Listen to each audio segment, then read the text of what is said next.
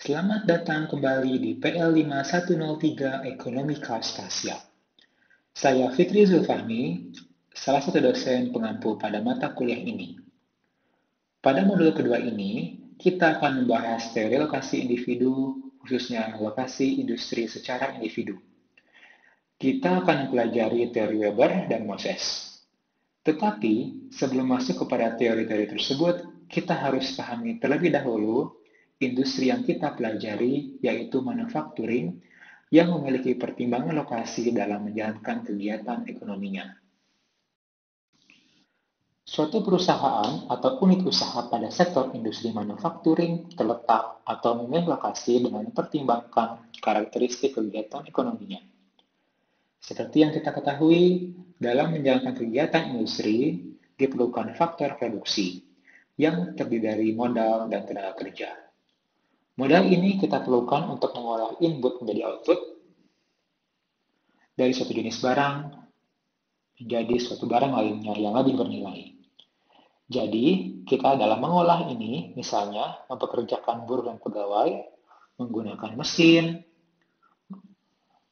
dan berbagai macam peralatan lainnya, termasuk menggunakan lahan untuk mewadahi kegiatan manufakturing tersebut.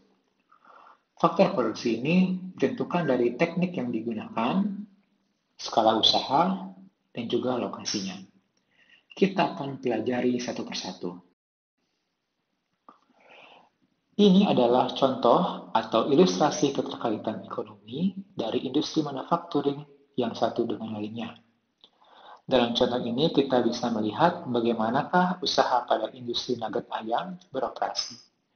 Dimulai dari peternakan ayam masuk perusahaan pemotongan daging, kemudian dibersihkan isi perutnya, dipotong, dicampur pada mesin pencampur, dibentuk dan dicetak, digoreng, dan kemudian dikemas, diawetkan.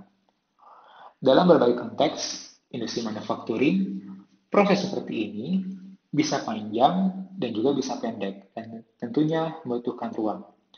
Kadang juga unit usaha melakukan spesialisasi sehingga setiap proses misalnya cutting, mixing, dan seterusnya merupakan satu perusahaan tersendiri.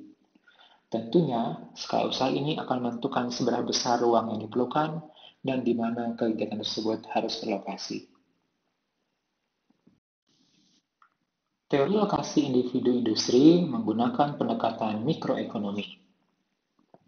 Kita paham bahwa keputusan lokasi usaha akan bergantung kepada faktor produksi perusahaan atau catalyst sebagai fungsi berikut.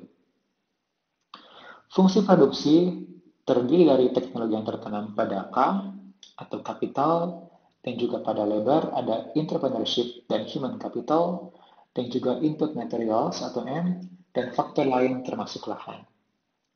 Di bagian berikutnya, kita akan lihat bahwa teori lokasi ini fokus kepada kapital dan juga hubungannya dengan lahan. Faktor produksi yang kita bahas sebelumnya memiliki karakteristik masing-masing yang tercermin dari bagaimana diukurnya.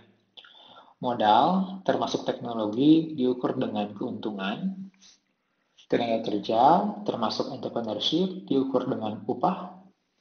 Sedangkan lahan diukur dengan sewa atau rent. Dalam kuliah selanjutnya, kita akan menggunakan konsep ini dalam mempelajari teori lokasi. Nanti juga kita akan pelajari bahwa industri ada yang punya karakteristik berbeda dari sisi orientasi lokasi. Ada yang berorientasi transportasi, baik yang itu punya kepentingan untuk mendekati input atau sumber bahan baku, ada yang berkepentingan mendekati pasar atau konsumen. Selain itu, ada juga industri yang bersifat foodless atau tidak terlalu tergantung dimanapun adanya bahan baku atau konsumen. Contoh industri foodless ini biasanya adalah multinational company seperti perusahaan elektronik, otomotif, dan komputer. Sebelum kita lebih lanjut membahas teori lokasi ini pada segmen berikutnya, prinsipnya terdapat beberapa faktor yang menentukan lokasi industri. Pertama adalah ongkos transportasi yang dipengaruhi oleh jarak dan aksesibilitas termasuk infrastruktur, yang artinya kalau semakin buruk, ongkos transport juga akan semakin mahal. Yang kedua adalah bahan baku dan barang jadi, yang mungkin punya karakteristik weight gaining atau barang jadinya lebih berat atau bulky dibandingkan barang bakunya, seperti kain, minuman botol, dan olahan logam. Ada juga yang bersifat weight losing atau barang hasil produksinya lebih ringan dari bahan bakunya. Contohnya adalah industri gula tebu. Yang ketiga adalah faktor produksi yang sudah dijelaskan sebelumnya, dan juga adalah skala usaha yang mungkin berkarakteristik increasing return to scale atau decreasing return to scale. Sebagai pengantar, cukup sekian. Kita akan lanjutkan pada segmen berikutnya. Terima kasih.